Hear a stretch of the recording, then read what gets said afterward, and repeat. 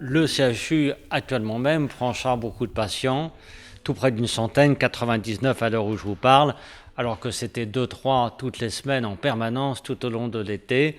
Donc c'est vous dire donc la charge énorme, 19 patients en réanimation, les autres patients donc dans différentes unités de médecine. Et donc pour cela, bien, on mobilise au maximum donc les équipes médicales soignantes en déjà commençant donc à diminuer d'autres activités. Alors, d'une façon beaucoup plus modérée que lors de la première vague, où finalement, avec une déprogrammation massive imposée par le plan blanc, il n'y avait pratiquement plus que du Covid à l'hôpital à un moment de l'histoire et quelques urgences très lourdes. Là, non, il faut à tout prix maintenir les autres soins, mais déjà, on voit poindre de la déprogrammation de soins qui ne sont pas essentiels, et c'est la seule façon d'y parvenir, parce que bien sûr, les moyens ne sont pas extensibles.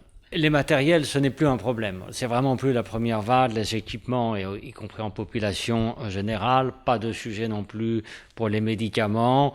Les ventilateurs sont en nombre, en réserve. Tout ceci, donc aucun problème.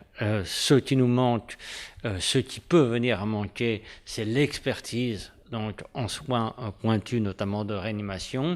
Et il y a un plan très important de formation d'infirmiers et infirmières en réanimation, car ce sont donc des soins spécifiques.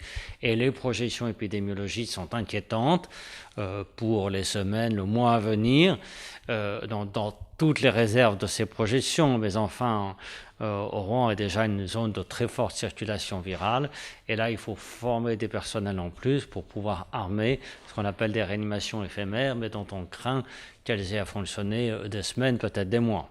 Tous ceux qui ont applaudi à 20h physiquement ou simplement dans leur tête, bravo les soignants, de grâce, donc qu'ils continuent à nous aider en respectant cette distanciation sociale. Et donc ça va très loin, parce que c'est vraiment clairement renoncer à des soirées ou les organiser tout à fait différemment, mais il faut le faire, c'est la seule façon d'affronter cela, et sinon la menace collective est extrêmement lourde, c'est-à-dire des reconfinements, etc. On ne s'en sortira que quand on aura le vaccin. Et le vaccin, ce n'est pas avant le printemps, dit le ministère. C'est-à-dire qu'on a un marathon devant nous, et donc moins il y aura de transmission, mieux ça sera.